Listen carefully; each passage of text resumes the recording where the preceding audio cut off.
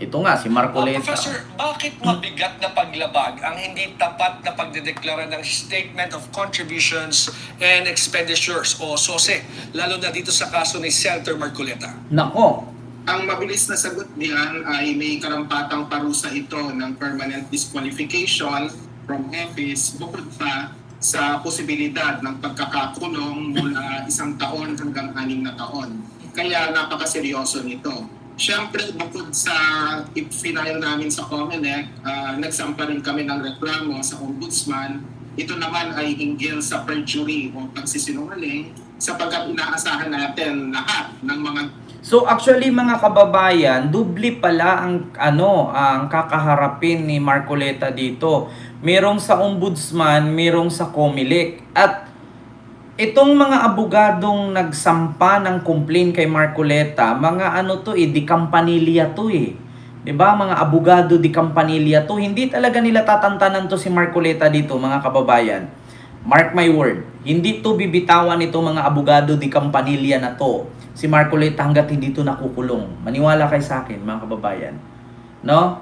Alam nyo, kay Marcoleta, dapat hindi na to siya pumasok sa politika eh. Nagtanim na lang to ng melon sa kanila eh. Diba? Nagtanim na lang dapat to ng melon. Diba? Ay, Diyos ko. Diba? Magtanim na lang dapat siya ng melon. Tama po, Sir Henry Nunez. Diba? Huling-huli kasi sinungalingan niya, sabi ni Chupaeng. Mayabang kasi, sabi ni Ma'am Ginger T. Ay, nako. 'Di ba? At ito pa, mga kababayan, yung isa, si Bong Revilla. Si Bong Revilla ngayon, mga kababayan, nanawagan ng dasal. Bakit? Bakit dating Senator Bong Revilla nanawagan ng dasal? May namatay ba sa kanila? Sino po namatay kamag-anak ni Senator Bong Revilla? Kasi nanawagan po siya ng dasal. Anong dasal po ba ang kanyang mga kababayan panawagan? Ito po yun, mga kababayan. Si dating Senador Bong Revilla, ayan po, ito, pakita ko sa inyo. Mga kababayan, ay nanawagan po ng dasal. Ano ba yun? Nawala. Ito po. Please pray for me and my family. According kay Bong Revilla dito sa post ng anong Facebook page to? News 5. Ayan. Ng TV5, mga kababayan, or News 5. Nakalagay dito, humiling ng panalangin sa pamamagitan ng isang Facebook post si dating Senador Bong Revilla para sa kanyang sarili at sa kanyang pamilya. Isa ang dating senador sa mga personalidad na nadadawit ngayon sa flood control scandal. Kasama siya sa inirekomenda ng Independent Commission for Infrastructure or ICI na kasuhan. Kinumpirma rin ng Department of Justice na isinama na si Revilla sa dating kongresistang si Saldico bilang respondent sa mga reklamo kaugnay sa Ghost Flood Control Project sa Bulacan. So, mga kababayan, ganito ba ganito ba ang gagawin ng mga politician kapag may kaso na kapag huhulihin, aarestuhin ay hihingi ng dasal? Hindi po dasal ang kailangan. Katulad kay Harry Roque, nung kung saan siya ay aarestuhin, siya ay huhulihin, kasi naka-block na ang kanyang passport, so humiling ng dasal. Hindi po dasal ang hiling ninyo. Ang hilingin ninyo ay maging invisible kayo. 'Di ba? Ganyan ba 'yon? Nung nagnakaw kayo, yung gumawa kayo ng katiwalian, iniisip nyo ba na may Panginoon? Parang si Digong lang. Noong si Digong ay nasa power pa, malakas pa, kituy-kituyin nga daw niya yung mga kalaban, Sinabi pa niya, your God is stupid God. Tapos ngayon, nandun na sa loob, hindi na halos makahinga, kulang na sa lulo, sasabihin na agad, kailangan ng dasal. Kaninong Diyos ba sila mangenge? Kasi pagkakalam ko, ang Panginoon, hindi po tinutolerate ng Panginoon yung mga ganyang gawain, yung manglinlang ka, magnakaw ka, 'di ba? Yung manglamang ka sa kapwa. Hindi tinutulirit ng Panginoon yan. Binibigyan ng leksyon ng Panginoon yan. Diba? Tama? Amen? Amen, mga kababayan? Ha? Ang Panginoon, kapag alam niyang mali, hindi niya itutulirit yan. Bibigyan kanya ng pagsubok. Ha? Bibigyan kanya ng parusa. So, nung panahon na ang lalakas pa ninyo, nung hindi pa kayo nabisto, yung mga nagnanakaw kayo, naisipan nyo ba na tumawag ng Panginoon bago nyo ibulsa yung mga pera na yan? Tanong ko lang sa mga senador dyan, mga kongresista at kontraktor na mga magnanakaw, mga kurakot, mga politisyan na kurakot. Bakit kadalasan kapag nasangkot kayo sa mga korupsyon at nakakasuhan kayo at meron kayong mga waran, humihiling kayo ng dasal? Dapat naisip nyo rin yan bago kayo nagnakaw na may Panginoon. Dapat nagdasal ka, in the name of the Father and the Son and the Holy Spirit, Amen. Panginoon, nakawin ko po itong 100 million. Diba? Tapos nag-video ka, Oh Lord, in the name of the Father and the Son and the Holy Spirit, Amen, magnanakaw pa ako ng 100 million. O tapos i-post mo sa social media. Para in case na mabisto ka, tapos humiling ka ulit ng dasal, at least may rason kami na ipagdasal ka. Bakit? Kasi nung nagnakaw ka, nagdasal ka eh. Diba? Dapat ganun. Hindi yung, alam nyo, istilong bulok yan eh. Yeah? Style bulok yan. Yung, porkit aarestuhin ka, porkit makakasuhan ka, hihiling ka ng dasal. Pero yung nagnakaw kayo, tiba-tiba kayo, nakabili kayo ng private plane, nakabili kayo ng mga Rolls Royce na dipayong na kotse, mga sports car, mga luxury cars. Naisipan nyo ba na humiling kayo ng dasal sa taong bayan? Idililihim nyo nga lang yung pagnanakaw ninyo, tapos ngayon nung maaresto kayo, hihiling kayo ng dasal. Diba? Yan ang tanong ko, mga kababayan. Nung nagnakaw kayo, mga dipuga, mga lintian, kayo, mga pistingyawa kayo, hindi naman kayo nanghingi sa amin ng dasal na, Oy Ken, bilang vlogger Ken, ihiling mo ako dasal sa mga nanonood sa'yo kasi nagnakaw ako. Wala. Tapos ngayon nung maaresto kahit nakakasuhan kayo, hihiling kayo ng dasal. Hindi ba kayo tinatamaan ng kidlat? Hindi ba kayo nahihiya? Mga buisit? Mga magnanakaw na politiko? Hindi ba kayo nahihiya, hihingi kayo ng dasal sa amin? Ano akala nyo sa amin? Santo kayo para dasalan? Si Digo nga eh. Si Digo nga, tinawag niyang bullshit ang God. Tinawag niyang stupid ang God.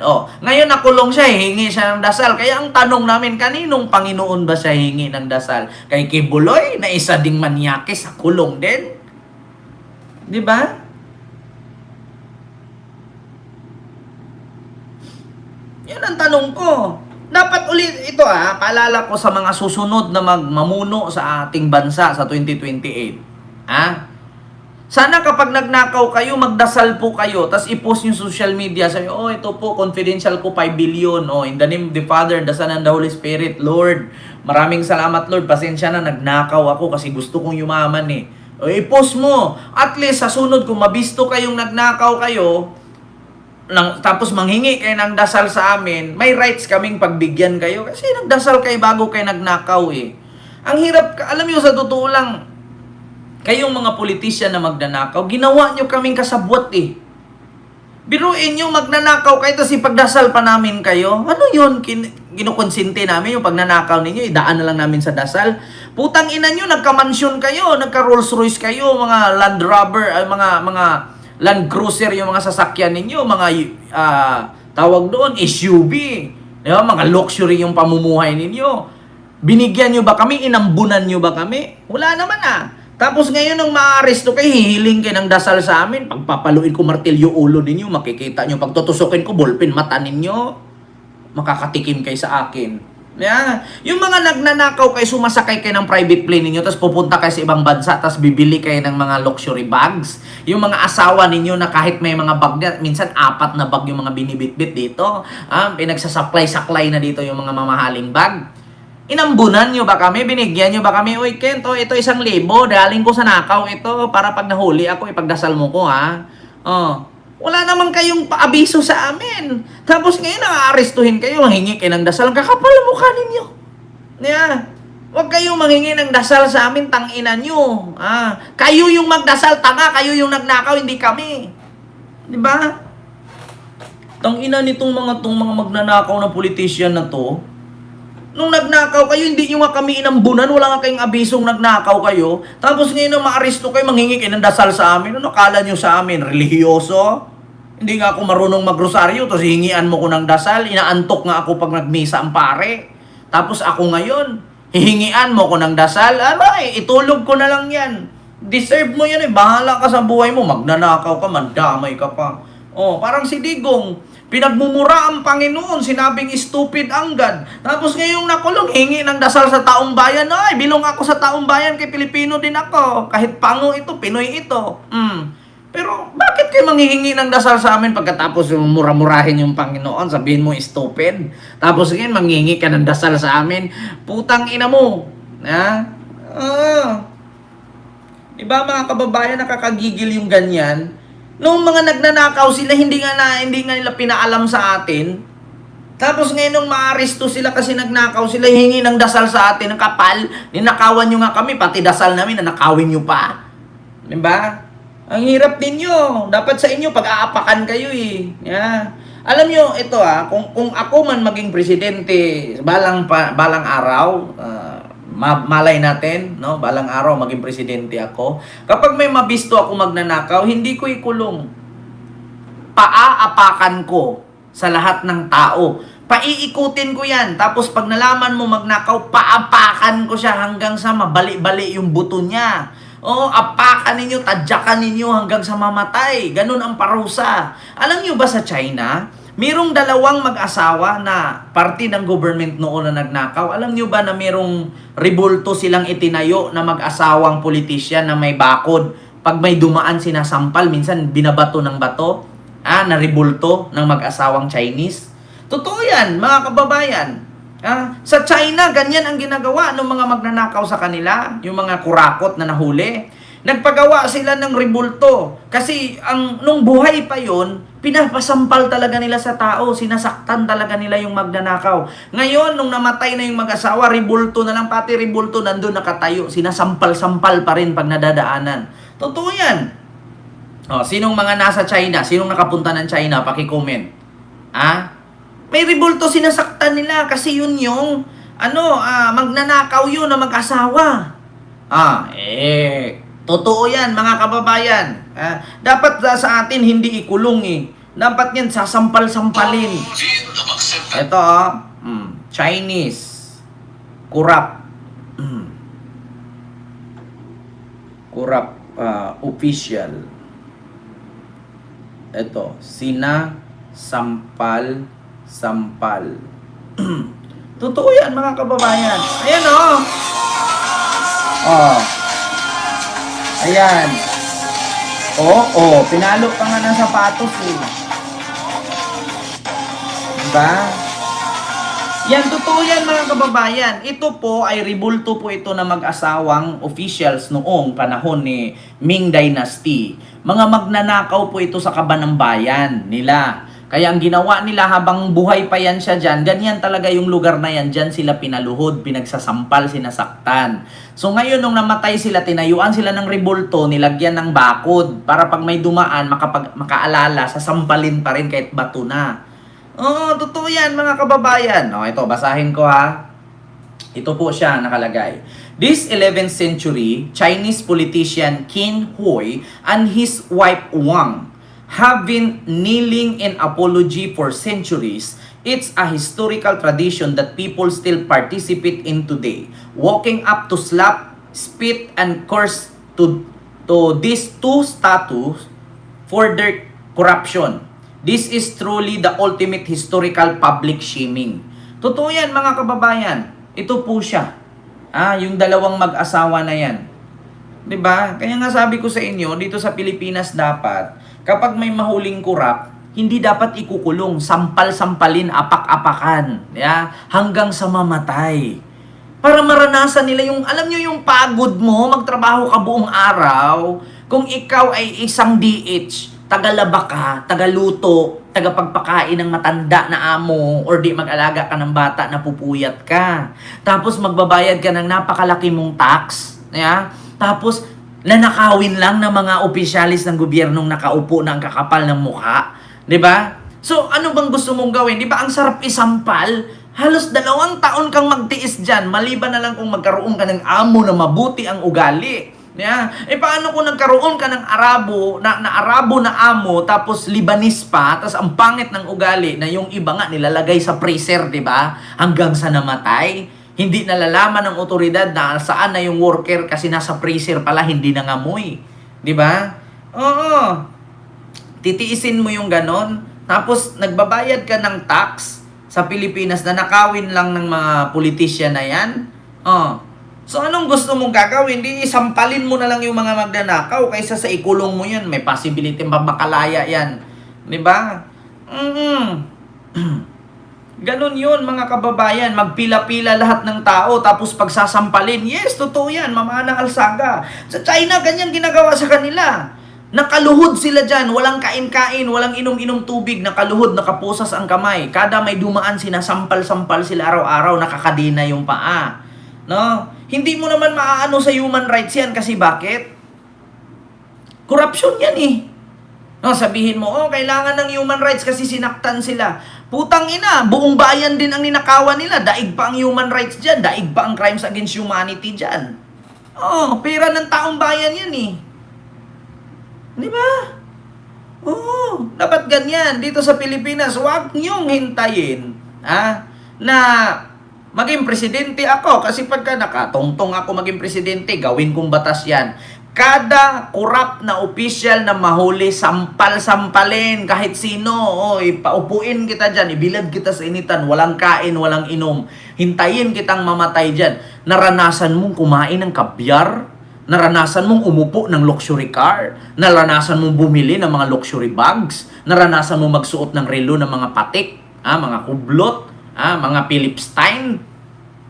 Tapos ngayon, nahihirapan ka dyan lumuhod? Hintayin kita hanggang sa mamatay ka. At least naranasan na niya.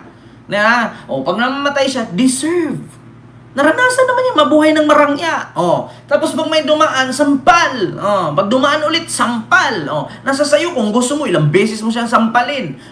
Sampal lang. Walang gamit na ipapalo, sampal lang. Di ba? Yan po yun, mga kababayan. Kakapal ang mukha nitong mga politician na to.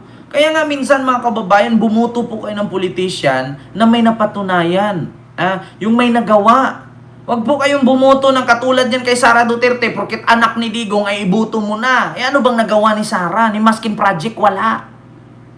Kung may project man siya, libro. Bakit yung libro ba pag nagutom ka, nakakain mo yon? Ano ka, daga? 'Di ba? Yung libro bang project niya, pag nabasa ng bulag yun, nagkakaroon ng mata? Yung libro ba niya, pag nabasa ng pilay, na gumaling yung pilay? Yung mga senior citizen na may TB, pag nabasa yung libro niya, nagwawala yung TB, nagiging tumor na? 'Di ba? Walang himala dun sa libro niya. Kaya ako, ulitin ko sa inyo mga kababayan, kapag may nakita kayong politician na sumayaw ng budots, huwag niyong iboto. Bakit? Yung budots ba nakakabusog? Nakakabali ng tuhod yon, nakakapagod. Kakabagin ka na, magkakarayuma ka pa, magbubudots ka pa.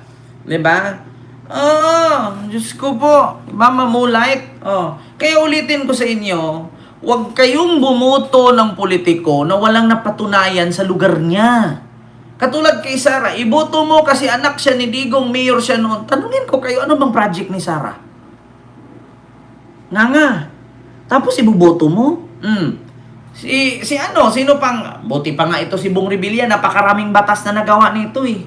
Sa totoo lang si Bong Revilla, maraming batas po na nagawa yan. No? Hindi man sa kinampihan ko siya. Ayaw ko lang maging bias, marami po siyang batas talaga nagawa. Yeah? Tree planting, tas isang puno lang. Diyos ko. Diba? Chupaeng. Kaya yun po yun mga kababayan. Yung ating reaction, no? Sa mga oras na ito, mga kababayan. Kaya yun lang. No? Yung ating live, 1 oras na po tayo. Maraming salamat po sa inyong lahat. Naku po.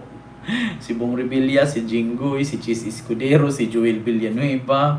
Naku, mag-reunion talaga kayo sa loob. Naku, doon magbabaklaan yung mga yan. Doon na yan magbabaklaan. Kaya padalhan nyo na lang ng petroleum jelly. Alam nyo na kung sino yung unang tutuwad sa kanilang 4 doon. So yun lang ha mga kababayan. Maraming salamat po sa inyong lahat. Nako, ang unang anuhin ni Jingay dyan si Joel. Si Joel din. Magugulat ka pagpatay ng ilaw, sabay silang tumuwad. Ay, nako. Si Walang Kilay din, isa din yun. Diba? Isa din yun si Walang Kilay. Bakla din yun. Kunwari lang, saan ka nakakita? Naka-eyebrow pa. Dain this year nga, Ma'am Nura ni Rida. Diba? So yun lang mga kababayan. Maraming salamat po.